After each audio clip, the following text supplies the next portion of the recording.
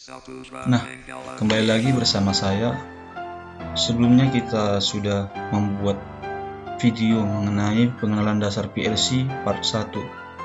Nah, pada video kali ini kita akan membuat penjelasan mengenai pengenalan dasar PLC part 2-nya.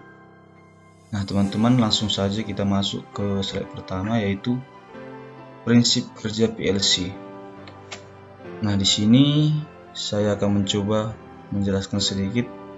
Prinsip kerja sebuah PLC adalah menerima sinyal masukan proses yang dikendalikan, lalu melakukan serangkaian instruksi logika terhadap sinyal masukan tersebut sesuai dengan program yang tersimpan dalam memori, lalu menghasilkan sinyal keluaran untuk mengendalikan aktuator atau peralatan lainnya.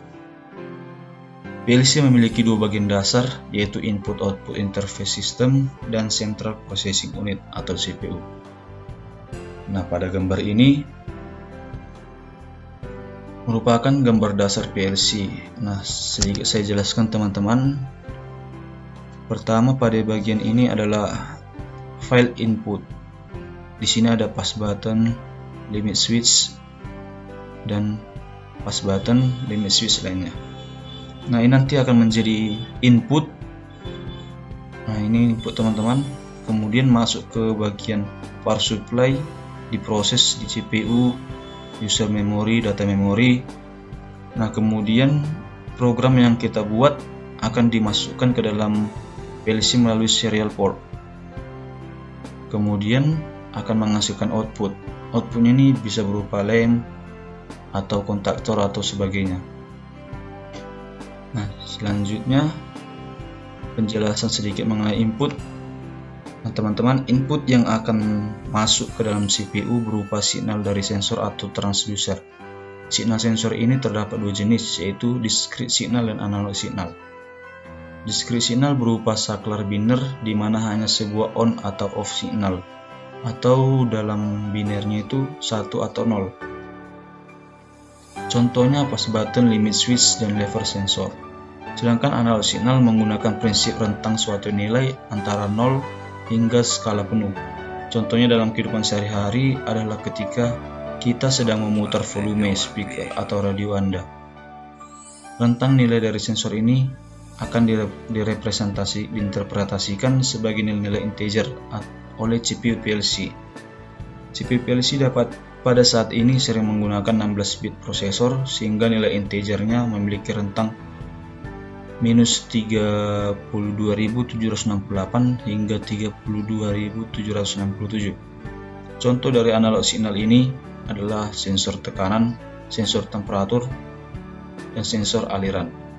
Analog signal dapat berupa tegangan atau arus listrik, dan nilai ini akan diproporsionalkan dengan nilai integer CPU.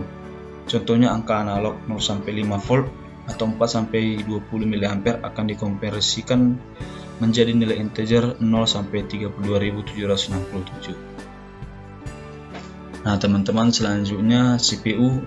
Semua aktivitas atau pemrosesan data yang diambil dari sensor terjadi pada Central Processing Unit atau CPU. Nah, CPU ini memiliki tiga bagian utama, yaitu prosesor, memory system, dan sistem power supply.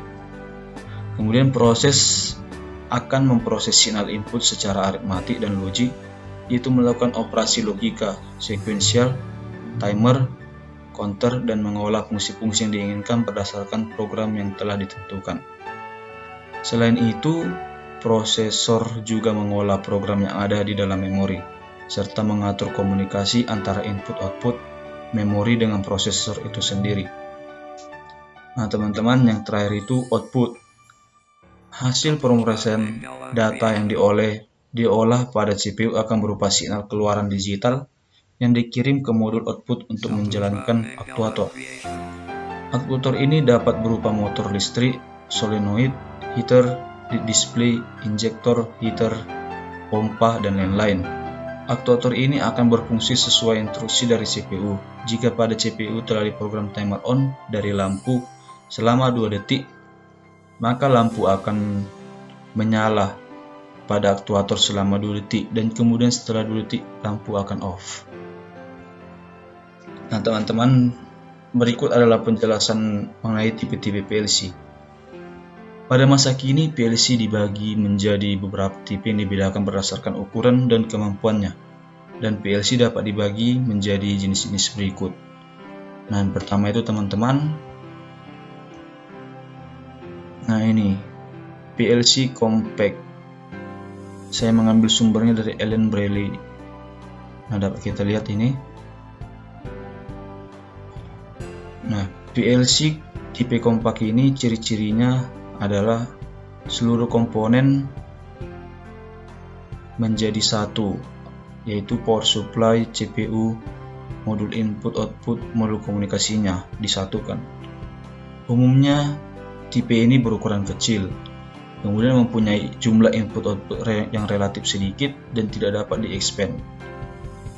Kemudian ciri-cirinya itu tidak dapat ditambah modul-modul khusus. Nah, ini tadi contohnya. Kemudian tipe modular, ciri-cirinya itu komponen-komponennya terpisah ke dalam modul-modul. Berukuran besar, memungkinkan untuk ekspansi jumlah input-output sehingga jumlah lebih banyak, dan memungkinkan penambahan modul-modul khusus. Nah, ini contoh dari PLC modular. Sumber dari Omron Programmable Controller. Nah, tipe PLC berdasarkan cara operasinya dapat dibedakan menjadi 3 tipe, yaitu berbasis rak atau sistem berbasis alamat. Nah, dapat kita lihat gambarnya, ini seperti rak ya. Nah, teman-teman, PLC dengan susunan rak-rak disebut juga sistem berbasis alamat. Karena modul-modul ini input atau outputnya itu dalam rak merupakan jalan lalu lintas sinyal input atau output melalui alamat yang sesuai dengan tempat di mana rak tersebut terpasang. Modul input atau output pada umumnya berfungsi sebagai terminal antarmuka, di mana perangkat luar dapat dipasangkan sebagai rangkaian pengkondisi sinyal yang menjembatani sinyal PLC dengan sinyal yang didapat dari perangkat luar.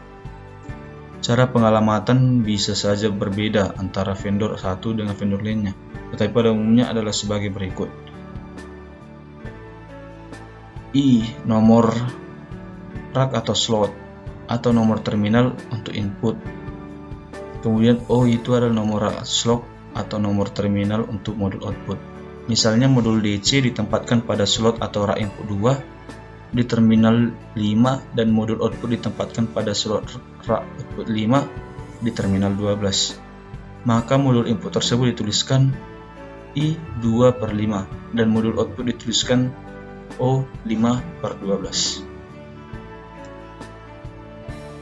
Nah, kemudian ada sistem berbasis stack. Nah, dapat kita lihat teman-teman di sini gambarnya. Beberapa vendor menggunakan tipe ini karena dapat digunakan untuk perangkat lunak berbahasa tinggi atau bukan bahasa mesin, seperti BASIC dan C. Pada PLC tipe ini, sistem pengalamatan pemberian nama variabel perangkat input dan output dapat dibuat atau dirancang pada sistem. Setiap variabel adalah sebuah tag dan masing-masing diberi nama. Jika sebuah tag atau variabel didefinisikan, maka tipe data yang ditunjukkan oleh tag atau variabel tersebut akan dideklarasikan. Nah, begitulah pada bagian part 2 yang saya buat ini. Kita nantinya akan lanjut ke bagian part 3. Terima kasih teman-teman.